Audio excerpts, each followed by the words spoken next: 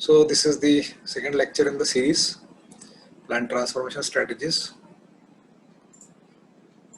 This is the usual disclaimer that this presentation is meant for you people during the lockdown due to COVID-19, and it should not be used for any other purpose, copied or posted on any site without the permission of the author. Some picture in the presentation may have been taken from public domain websites or some popular books to make the topic easy to understand. The credit for such pictures remain with the original publisher. Alright, now having understood what is agrobacterium and the characteristics of TI plasmid, let us see what are the steps in plant transformation. So you have basically two major steps. One is binding of agrobacterium to the plant cell, and as we mentioned here, up to 200 agrobacteria can bind per plant cell. So this is the first step, and the second step is then transferring the tDNA to the plant cell. And I just told you in the beginning of my lecture that this bacteria has got this unique ability as to whatever may be there on the tDNA. It can be the gene of your interest, it can be the gene for opine synthesis, it can be the gene for plant hormone synthesis, or any other thing. Whatever is there within the left border and right border, and that piece of DNA, that strand of DNA being referred to as tDNA, gets transferred to the plant cell, and therefore very often this particular bacterium in textbooks is referred to as natural genetic engineer. Now each of these two major steps, binding of agrobacterium to the plant cell and then transferring the tDNA to the plant cell, these two major steps are mediated by different sets of genes.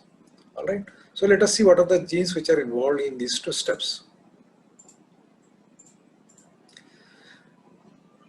See, chromosomal genes, please understand, chromosomal genes are not located on the TI plasmid. Chromosomal genes which are located on the main chromosome. And I told you, if you remember yesterday, that it has got 4 chromosomes. Chromosomal genes CHVA, CHVB and PSCA. These 3 genes, they are involved in the attachment of the agrobacterium to the plant cell. I'm repeating once again, chromosomal genes. These genes are located on the main chromosome, not on the TI plasmid. CHVA, CHVB and PSCA. These 3 genes are required for the bacterium to get attached to the plant cell. And what do? They code for polysaccharides. You can understand. See the logic.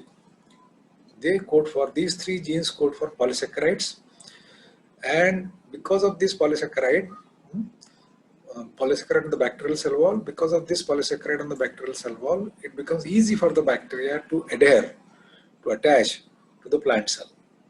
And how do people come to know about this? Because mutation in these loci, in these genes, whenever these genes are mutant and either naturally or artificially mutations have been caused in these genes, that result in marked reduction in the agrobacterium binding to the plant cell. Okay, mutation in these genes leads to or affect binding of agrobacterium to the plant cell. So people then zeroed down that these are the genes which are required for the attachment of bacterial cell to the plant cell. And then the second step, Vir genes.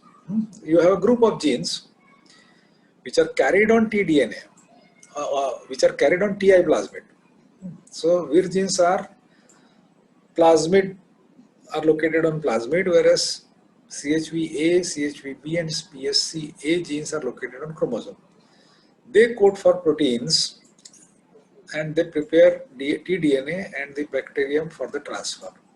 Okay, so 2 different sets of genes are required. One is of chromosomal origin, which is required for attachment, and the second one is of plasmid origin, which is required for preparing the tDNA and its transfer to the plant cell.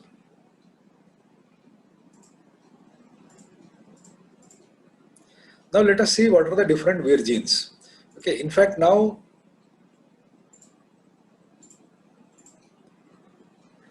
evidence suggests that they may not be simply single genes. They may be operons, okay, containing more than one cistron in it, more than one genes for more than one polypeptide in them. All right, so these Vir genes, different Vir genes are described in this slide. You have Vir A. The name of the gene is Vir A. What is it? It encodes for a single protein. It's not an operon, it codes for a single protein, probably a transmembrane chemoreceptor. Probably a transmembrane chemoreceptor. And please remember, please understand, it is constitutively expressed. What does it mean? It means that it is expressed all the time. It is constitutively expressed. It is expressed all the time. Then the second Vir gene is Vir G. It's a positive regulator protein. It relays information to other Vir loci. So basically, this particular gene product, Vir G protein, it acts as a signal transducing device. It relays, it mediates the environmental signal, the signal from outside to the bacterial cell within. Okay, so it relays the environmental information to other Vir loci. It requires Vir A. It requires Vir A, and it affects, rather strongly affects, Vir B, C, D, and E. So this acts as a signal transducing device. It relays the information from outside the bacterial cell to within the bacterial cell to other Vir loci. Then Vir E, as I said, now we have evidences that these may not be single genes, they may be operons. So Vir E, it codes for single-strand DNA binding protein. Okay, nucleic acid binding protein, SSB, single-strand binding protein, which codes T-strand during transfer. Okay, so there may be more than one protein here from the Vir loci, Vir E loci. Please understand, as far as Vir A and Vir G is concerned, both of them code for a single protein. But this Vir E loci may code for more than one protein, and one of the proteins is a single-stranded DNA binding protein. It will code the T strand during transfer, and we will understand this in little more details a little later. Then you have Vir C and Vir D. Again, these are operons containing reading frames for more than one protein. They code for site-specific endonucleases that will cleave the 25 base pair direct repeat and will help in preparing the T strand. So we'll understand this in little more details. And then Vir B, it is again an operon, and the proteins may have proteins synthesized by Vir B. They may have a role in tDNA transfer at the bacterial cell surface. Okay, they may be involved in the actual transfer of tDNA from the bacterial cell to the plant cell. So these are the 6 Vir genes. I am repeating once again, of which Vir A and Vir G definitely, certainly they code for a single protein, but Vir E, Vir C, Vir D and Vir B may actually be not single genes, they may be actually operons, means coding for more than one polypeptide. So you understand what is meant by an operon?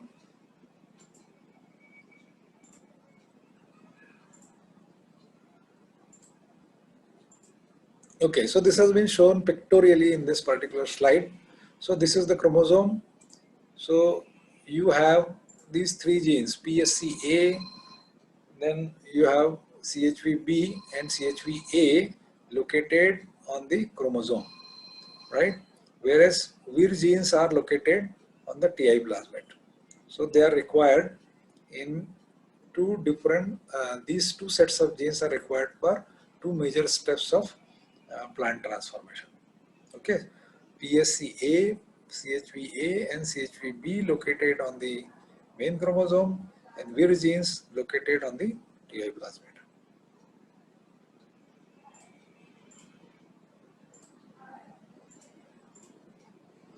Okay, so the question that comes is, where does it get the signal from, and how that particular signal is transmitted across.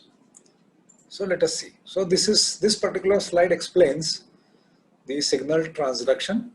So as I said, the signal, the trigger for bacterial infection is a wound is a cut or is a incision on the plant surface, that wounded, the site of wound, it secretes certain phenolic compounds, and those phenolic compounds, they serve as an external stimuli. Please understand what I am saying. Where are these external stimuli coming from? They are coming from the plant, from the site of wound, from the site of cut, from the site of incision.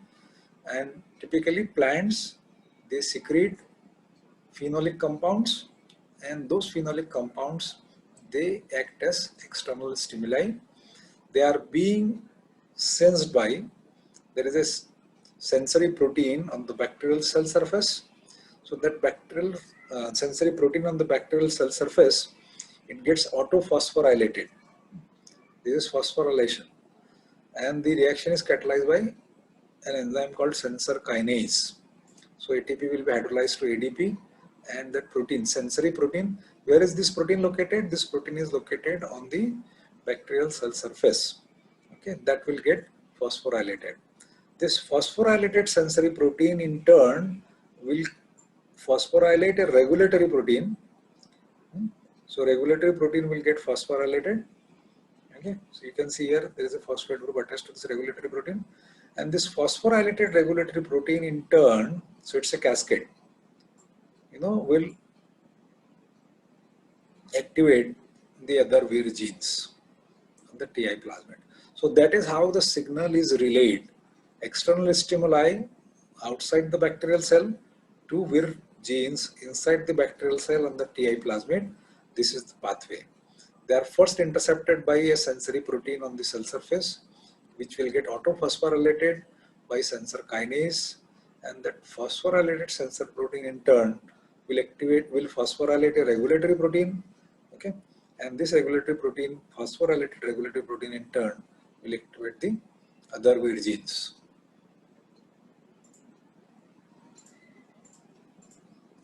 Okay, this has been shown from a different perspective, from a different angle in this particular slide.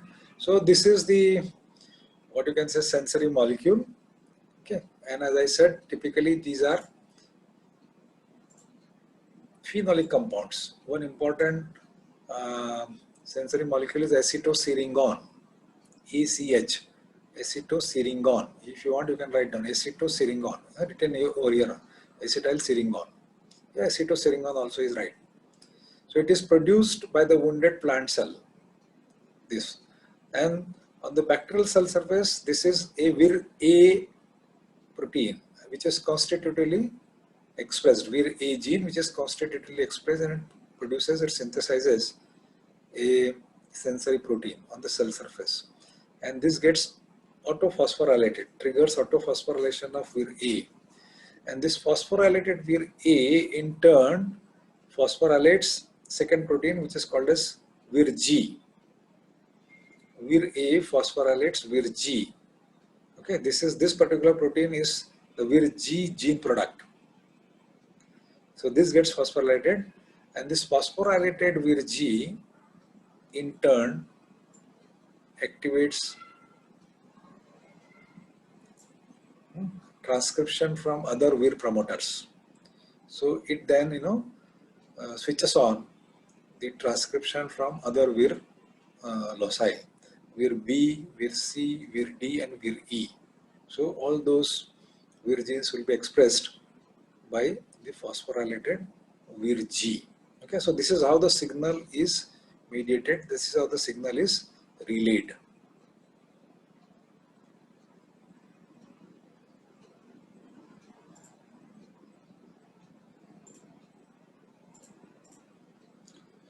Okay, now how this T strand is generated. So let us understand how that T strand is generated. Now Vir D, I told you Vir C and Vir D, they code for site-specific endonucleases. Okay, so, and as I said earlier, that they may not be just one protein, they may be an operon, maybe coding for multiple proteins. So Vir D, for the sake of understanding, let us understand this way, that Vir D protein, it nicks the lower strand. So it's a double stranded, so it will nick the lower strand, this strand. And where does it nicks? Where does it nick? It nicks at the right border sequence. This is the right border sequence, so it will make a nick. Please remember, it is a site-specific endonuclease. So it has the ability to cut the DNA at a specific site. So it will cut where? It will cut at the right border, and this right border is typically the 5' end. It will generate a 5' end here. Please remember that this is the 5' end, so therefore this is going to be the 3' end, this is 5' end, this is going to be the 3' end. So when it makes a nick, it becomes, the one in black becomes the 3' end, and the one in the orange, it becomes the 5' end. So it will make a nick over here, right? It will cut over here, and it will bind to that 5' end. So this becomes the 5' end.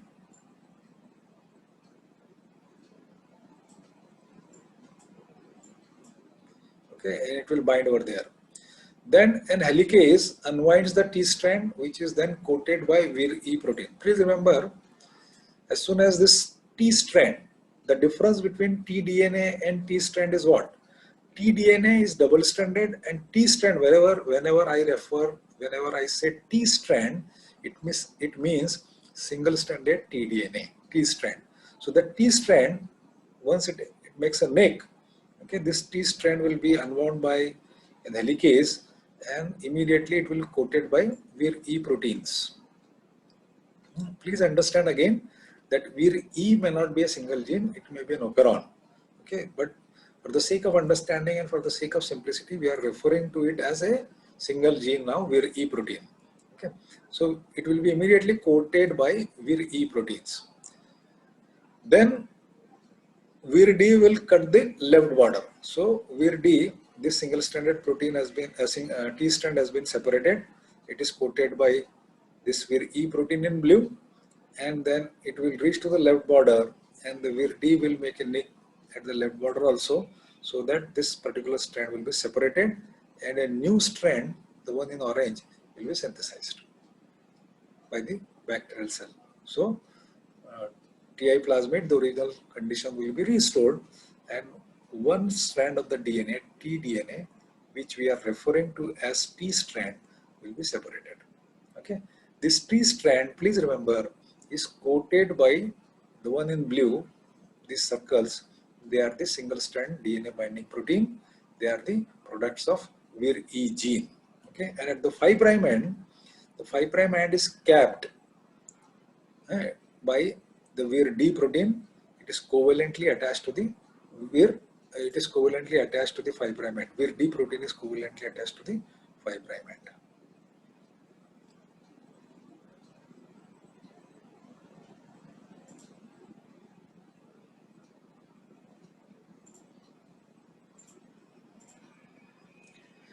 The next thing that comes is, so you have generated the T strand. The next step that comes is how this tDNA is transported and how does it integrate with the plant genome. So tDNA transport and integration. So of the proteins, please understand, as I said, they may not be just single gene, they may be an operon, they may be synthesizing multiple protein. Of the proteins synthesized from Vir-D locus, suggesting what? That it is an operon. Proteins D1 and D2 participate in preparing the T strand. T strand means single-stranded DNA, single-stranded tDNA, and its transport. Of the different proteins that are probably produced or probably synthesized from the Vir-D locus, two proteins specifically, D1 and D2, they participate in preparing the T strand and its transport. Protein D1 leaves after the T strand has been prepared, whereas D2 remains covalently attached to the 5' end of the T strand. I told you that the D protein, rather now we will have to specifically say that D2 protein remains covalently attached to the 5' end of the T strand. It is then joined by Vir-E protein. Again, please remember that it may not be a single protein. Vir-E locus again may be coding for more than one protein. So one of the proteins, Vir-E proteins, is SS. It is probably Vir E2. It is single strand binding protein. It is a single stranded DNA binding protein. So why it is necessary? It is necessary because the T strand remains protected from nucleases. Otherwise, the T strand will be hydrolyzed, will be digested by the nucleus, bacterial nucleases. So it immediately gets coated by the single stranded binding protein.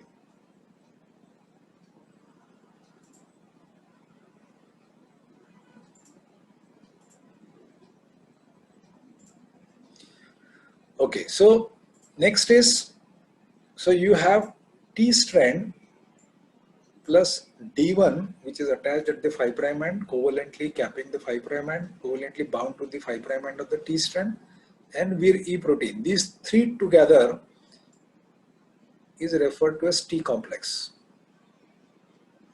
So it is no longer a T strand, it is now a T complex, right? And then this T complex, the entire complex, is transported across the plant cell wall through a membrane channel facilitated by Vir B. So when we were understanding, we were describing Vir genes, I said that Vir B locus may be involved in transport of the T strand across the bacterial and the plant cell wall. So this T complex is transported across the plant cell wall through a membrane channel facilitated by Vir B and probably Vir D proteins. Once inside the plant cell, okay, so now we have jumped rather. So we have seen that, you know, this T complex has been transported across. Okay, so once inside the plant cell, the T complex, or rather T strand,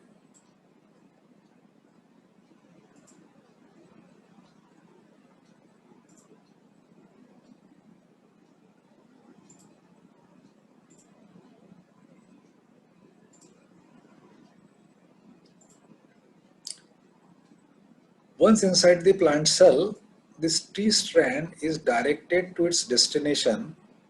And the destination is what? The nucleus, where the plant genome is there, by a range of bacterial and plant cell proteins. Okay, so bacterial proteins come along with it. And what are the bacterial proteins which are coming along with the T strand? The D1 protein and the Vir E protein, probably Vir E2 protein, right?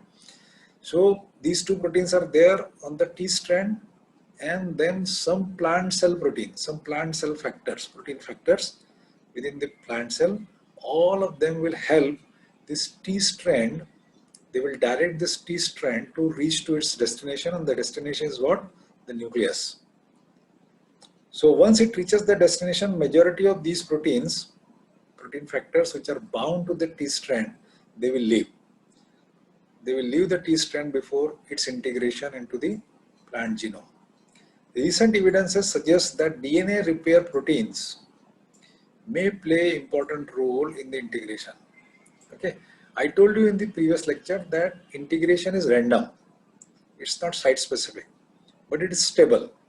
Okay, so recent evidences suggest that DNA repair proteins. So we already know what are the DNA repair proteins. We have, you know, understood this in the last semester. DNA repair proteins, they may play important role in this integration of T strand into the plant genome. So please understand, I will be showing you one picture. So that T strand has been prepared by nicking at the right border and then at the left border. Then it is covered by D1 and Vir E protein, and then it is transported across the bacterial cell as well as the plant cell through a sort of a channel, and this transportation is facilitated by Vir B proteins. Once inside the plant cell, you know, this particular T strand is directed towards its destination by a host of proteins from the host cell, by a range of proteins from the host cell, as well as bacterial proteins D1 and Vir E. Once it reaches the destination, these proteins will leave and the T strand will get integrated to the plant genome. Integration is stable, but it is random. There is no specific site for integration, and recent evidences suggest that DNA repair proteins may play important role in this integration. So though it is the most crucial step in this plant transformation, but still it is poorly understood. So yesterday only I have scanned the literature in up to 2018-2019 research papers. So this transport and integration is probably the most poorly understood of the entire plant transformation process.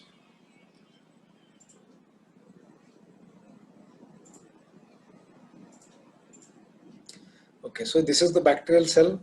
This is tDNA.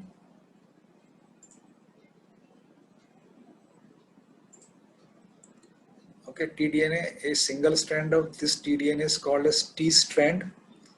So this T strand has been prepared. All right, then it gets into the plant cell. Okay, it is covered by Vir-D1 and Vir-E proteins, and this acetylsyringon. Okay, this is the molecule which triggers preparation or formation of the T strand. This T strand will be transported across. It reaches the nucleus. It gets integrated into the plant genome. This is the wound in the plant cell, and at the wound site, acetylsyringon, which is a phenolic compound, is released, and then it is, you know,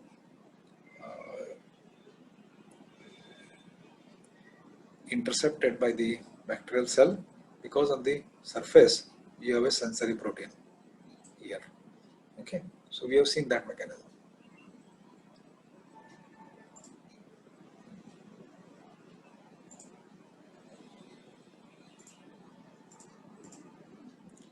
Okay, now what has happened is, so people started using this agrobacterium, as I told you, whatever may be there within the left border and right border, this bacterium has the ability to transfer it, because it is, therefore it is called as natural genetic engineer. So people simply inserted the gene of their interest within this region in the tDNA, but attempts to regenerate plants from Agrobacterium tumefaciens induced crown gall have been unsuccessful. But people did not get the success, because obtaining transformed plants, obtaining plant transformation requires specific traits or engineered agrobacteria. Why? Because Agrobacterium tumefaciens with the plant hormone synthesis gene, it causes formation of the tumor.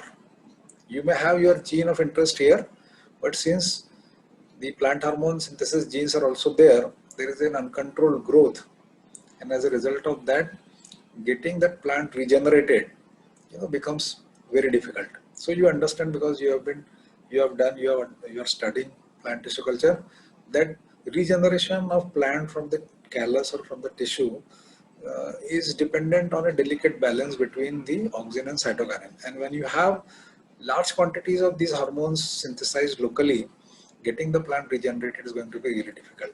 So then, therefore, it requires engineered strengths. What is meant by engineered strength? What people have done, they have deleted those auxin and cytokinin genes here from the tDNA, and these genes are replaced by the gene of our interest. Okay, and therefore we say that these are the engineered strength. So not only that you require these genes to be deleted, but you require along with that plant selectable markers, promoters, so that the gene of your interest gets expressed, and specific transcription termination sites. So all these need to be incorporated into this particular region, tDNA region. Then only you will be able to get the plant transformation, and you will be able to regenerate the plant. One particular promoter, very strong promoter, is called as cauliflower mosaic CAMV35S promoter. Cauliflower mosaic virus 35S promoter. CAMV35S promoter is one strong promoter, which is about 30 to 50 times stronger, and this is very often used for efficient expression. So I am running out of the time now.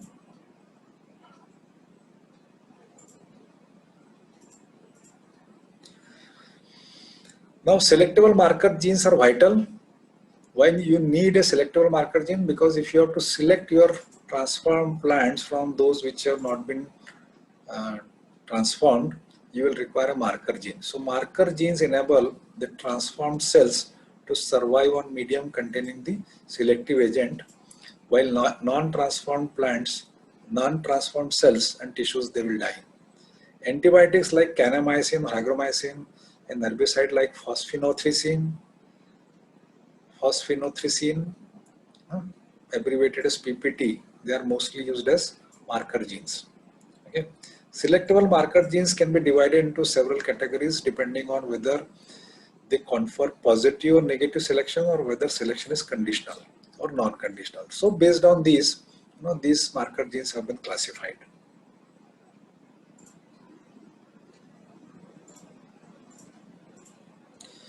A conditional positive selection system consists of a protein, usually an enzyme, that confers resistance to a specific substrate that may be toxic to the untransformed plant.